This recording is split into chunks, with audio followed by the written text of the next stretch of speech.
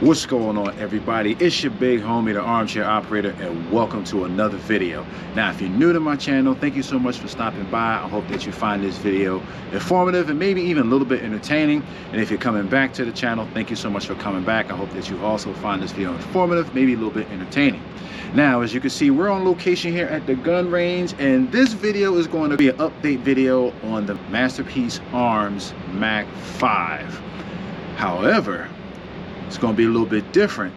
This video is also going to be a review of the Silencer Co. Omega 9K. So yes, your boy finally got his first can, and we're going to run it with the MAC5. We got to give it that full MP5 looking vibe to it. All right, check it out. We got the MAC5 full size, and we got the Omega 9K silencer up on the front there. And since we got over 1,000 rounds on this bad boy unsuppressed, sitting at about 1,200 rounds at the moment, now we're going to put some rounds downrange through it suppressed, so that way we can see if this particular PDW is really up to par, both suppressed and unsuppressed.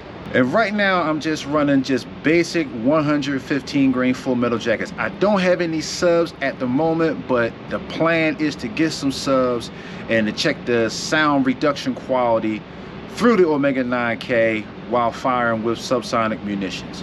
All right, so I want to load up 20 in the magazine. We got the target downrange at 10 yards, and let's just see how she runs. All right, I got my two YouTube compliant 20 round magazines loaded up with the 115 grains. But before we get started, I have to give a huge shout out to the Bunker Gun Shop for providing the, or should I say providing for sale, the Omega 9K silencer from Silencer Co. that I'm running here on the MAC5. Definitely go out there and check them out. I gotta give respect where respect is due, as always. So enough of that yik yak. Let's throw some rounds down range. All right, let's go. First shots, baby.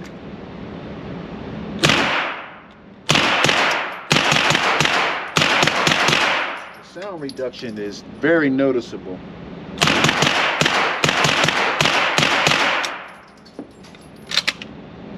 Uh-oh. Clear. Of course, she's gassy as hell because we're running suppressed, so that's normal. All right, we got another magazine. Let's go. Let me see if I can run this just a little faster.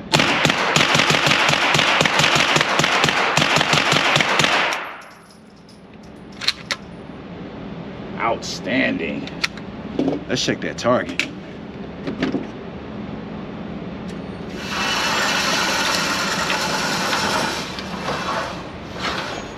See? Boy. I'm gonna tell y'all something, man. If I didn't know any better, I would swear that this thing is softer shooting suppressed than unsuppressed. So right now, I'm impressed. Well, let's load up and let's send some more rounds downrange.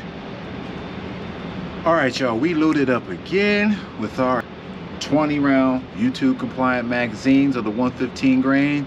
This time I'm going to aim for the head box since the center mass portion of the target is all chewed up. Let's get to it.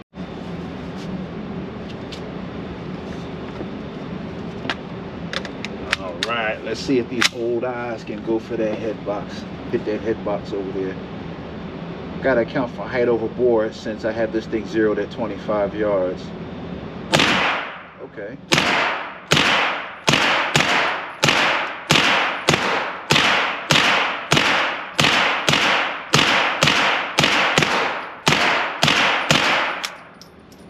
Nice. So in case y'all were wondering, what I mean by height over bore, it's a relationship between the center of your dot and the muzzle of your firearm. That's what we mean by height over bore. Whenever you have optics that sit taller, you have to account for that when you're aiming. So whenever you have the target that's in close distance from your zero, you have to lift the muzzle, or should I say pick the dot up ever so slightly above the target. Sometimes it might be a ½ an inch or ¼ of an inch. It really all depends on your zero. It's a rough explanation of what I'm talking about, but you get the general idea. All right, let's load up and let's go again. Sorry about that, y'all. I had to take an intermission real quick. The adjustment cover for my dot flew off. That's all right. Back to the show. Again, we're going for the head box. Height over bore.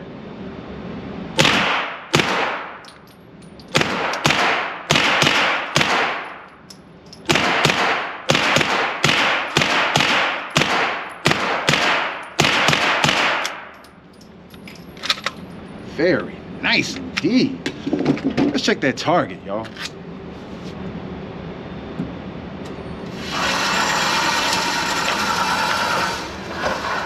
Man, when I tell you this thing is a laser beam, it's a laser beam. Now, one thing that I really like about the Omega 9K is that since it's a short suppressor, it's like barely 5 inches long, it doesn't really add a whole lot of mass to the front of the gun, which is dope, especially if you're taking a training class or if you have to carry it for long periods of time. You don't want all that weight hanging off of your rifle or in your PDW, whatever you're carrying, because you're going to feel that after a while. Prime example, like if you're running a match, it's the same thing. You're going to feel that weight. So I like it as far as that.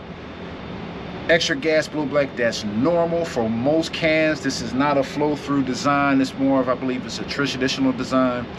I don't have any stats and figures for y'all. I literally just came from the gun store over to the range to test this thing out, but I'm going to try to add some figures on the screen somewhere just to kind of give you an idea of what the dimensions are, the material, so on and so forth. But so far, I like this thing. I like it an absolute lot. So I'm going to load up a few more magazines and then we're going to run it again just to get a good feel of it. One thing about this gun that I know for sure is that it's going to be hard to conserve ammo because it's just that fun, y'all. So I would say right now, me personally, this thing has been reliable since I made those changes. So if you can get your hands on a solid MP5 clone or an MP5 SP5 and you can get a suppressor, I highly recommend running this thing suppressed because it is beautiful. Anyway, enough talking. Let's put these last few rounds down range and let's close this update video out. All right, I got the last two 20-round mags loaded up. Target's back at 10 yards. But before I close this video out, I wanted to give y'all an illustration of the difference in the sound between firing unsuppressed and firing suppressed. Now for the unsuppressed, I'm going to use my Canic Rival steel frame that I actually have, and I'm going to crack a couple shots off with that first, and then we're going to run the suppressed MAC5. Okay, let's get to it. All right, first up, Rival S. Unsuppressed.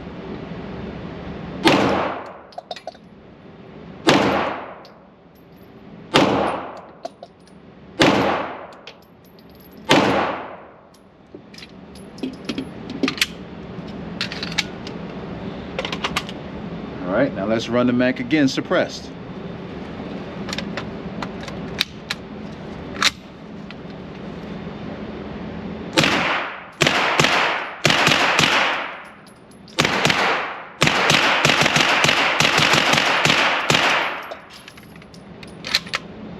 As you can see, it's a big damn difference. All right, last round.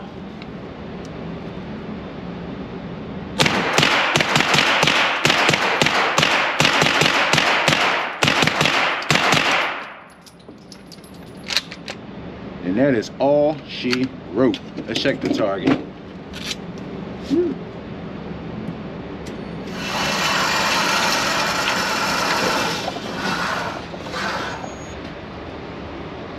I mean, it's money. Did you really expect anything different? I sure as hell didn't. But anyway, to sum things up, the MAC5 had a bit of a rough start, but the minute I replaced the extractor spring, the ejector, and the ejector spring, I haven't had any issues out of it. Now we're over 1,000 rounds in unsuppressed and maybe about 80-ish suppressed. I mean, me personally, I think this is fairly reliable, but of course the testing is never going to stop. But at the end of the day, I think it's a solid setup. this particular thing is going to get set up as more so a home defense setup for me.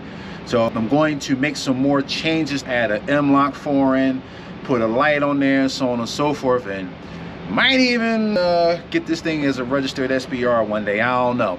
But anyway, what do y'all think about today's video? Let me know down in the comments section. Do you have any experience with the Omega 9K from Silencer Co? Do you have any experience with the MAC5 itself, full size K? Any other MP5, SP5 clones, suppressed, unsuppressed? Let me know what your experiences are down in the comments section. If you also have any pointers for suppressor maintenance, things like that, definitely let me know down in the comments section, and let's get this conversation started. All right, y'all, so without further ado, I'm going to turn you loose. This is your big homie, Armchair Operator, and I'm signing out, man. Peace.